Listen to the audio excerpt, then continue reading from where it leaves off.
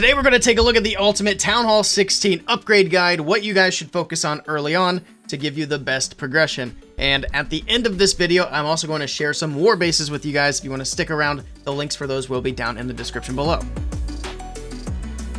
So as always, the first thing you want to start out with at any Town Hall level is going to be the offensive stuff. So we're going to take a look here. The first things you want to upgrade are going to be your laboratory and your hero hall. That way you can keep your troops upgrading and keep your heroes upgrading. And then after that, of course, you got two new amazing pets coming at Town Hall 16. So you want to make sure you upgrade your pet house and get those new pets unlocked to keep your pets upgrading as well. And then moving it down the line. So it quickly diminishes how important the offensive stuff is as we move down here, because the troop that you unlock at Town Hall 16 is the thrower. It's not like a highly popular, very important troop, but you still want to get it unlocked because by the time this video comes out, or by the time you watch it, the thrower might be a really good troop. It's not terrible as is, but something you might want to consider. Unlock the thrower. You can upgrade the workshop. It's a low priority because you can always get the siege machine in your CC, but you also want to not have to rely on CC donations if you can help it, so you can get that unlocked. And then of course upgrade your blacksmith. That way you can upgrade your equipment. You don't get any new equipment at Town Hall 16 through the upgrading of the blacksmith, but it lets you raise up the cap of how high you're able to upgrade your stuff.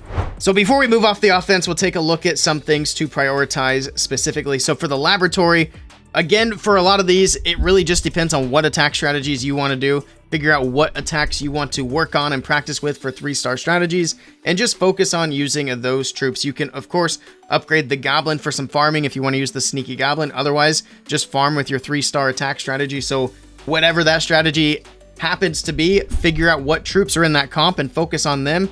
And then from there, just kind of try to keep your laboratory working all the time. You can see I got so much stuff in mind because I'm not doing a good job of keeping it moving, but for yours, you absolutely should. For hero prioritization, I just try to keep my heroes like within a reasonable amount of levels. So like if I do 5 levels on one hero, then I'll move over, do another 5 levels on another hero. I try to not let one hero get like way out ahead of the others or way behind all the others, because especially you never know when you might want to change up your strategy. You might be a person who never uses the Barbarian King because you like your dragon attacks, but maybe you find another attack strategy that you want to use, but it does use the king, and then you're in a bit of a pickle if your king's like 30 levels too low. So just try to keep your heroes even, try to get them maxed out as early as possible. It's going to help you out quite a bit. I know it's easier said than done. It's annoying skipping wars, but just do your best there. Try to get those going. It's going to help you out a lot.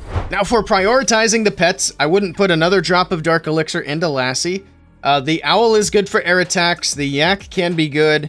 Unicorn can be good. The best pets, however, the Frosty, the Diggy, the Fox are incredibly good pets. The Phoenix is an incredibly good pet.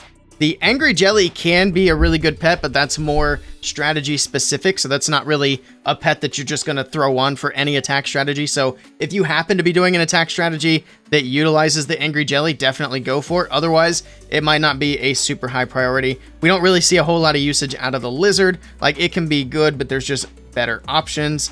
And then again, like I said, Lassie's not so great. I wouldn't worry about that too much. And you're honestly probably not going to use the Yak a whole lot at this level. And then finally, we do have equipments. It's going to be more of the same thing. It really just depends on what your attack strategy is. I think at this level, if you have the Lava Loon Puppet for the Warden, which I do not, the Lava Loon Puppet's actually really good, but I'm not going to get into too many specifics with epics, especially because a lot of people are missing those. But again, look at the attack strategy, find some attack strategies on YouTube, see what those equipments are, and then work on those. Maybe find some guides on each equipment. If you're not sure about an equipment, you can either try to use a Mighty Morsel, which is a magic snack that boosts it up to max level, or just look for guides on YouTube to see if that's going to be worth putting your resources into, because ores are very precious. So you do want to be careful as to what you're actually upgrading when it comes to equipment. And then finally, and I would even recommend just kind of skipping this upgrade, because at Town Hall 16, the Clan Castle upgrade for this level is actually worthless. For the first time, I'm actually not recommending that you upgrade the Clan Castle early on. I would skip this until much later, even maybe when you're about ready to go up to Town Hall 17. But from here, you're basically done with offense and you can start on the defense. And if you're going to do walls, what I recommend is early on, you're going to be focusing your builders on Dark Elixir and regular Elixir upgrades with your offensive stuff. So take your extra gold and dump it into your walls at this point. As you can see, my walls need a lot of love. I've got to get these caught up. But once you change gears and you move over to the defense, and now you're using your gold to keep your builders busy, that's when you then want to switch to using elixir for the walls, because you should be pretty much done with your elixir. I mean, the laboratory is going to take forever, but take whatever extra elixir you have then, and then keep feeding that into the walls. That way you've got continuous wall upgrades going. But let's take a look at the defensive stuff now. Also, I forgot to mention at the start of the video, the very first thing you should actually do when you get to Town Hall 16 is purchase all of your buildings. So go ahead and buy all the new stuff, get that placed on your map.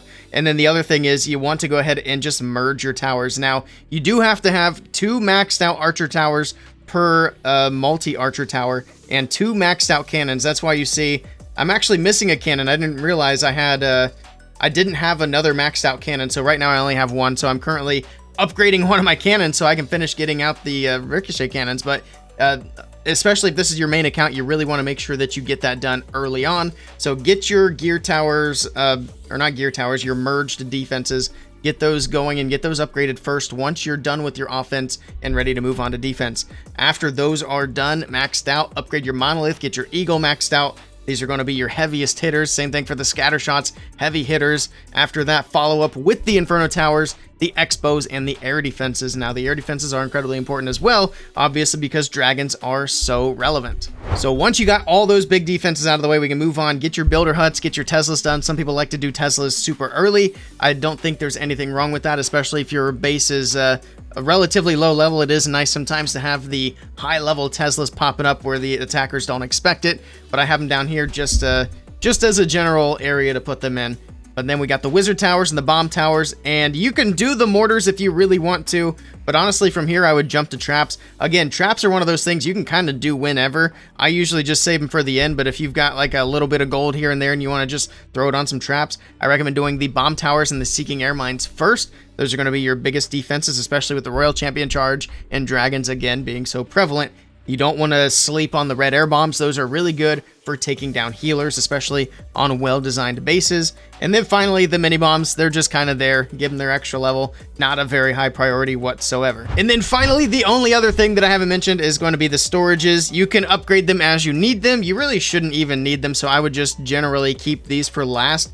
If you're trying to upgrade every single thing for your Town Hall level, I would probably go up to Town Hall 17 before the storages are even done, personally. But if you do want to do them, they're very low priority. I kind of would actually even put them a higher priority than the clan castle, because again, the clan castle doesn't really give you anything for this upgrade to Town Hall 16, unfortunately. Next up, let's take a look at some war bases for Town Hall 16. So this here is going to be base number 1, and as always, the links for these bases will be down in the description below if you guys want to give them a try for yourself. This one here is going to be base number 2.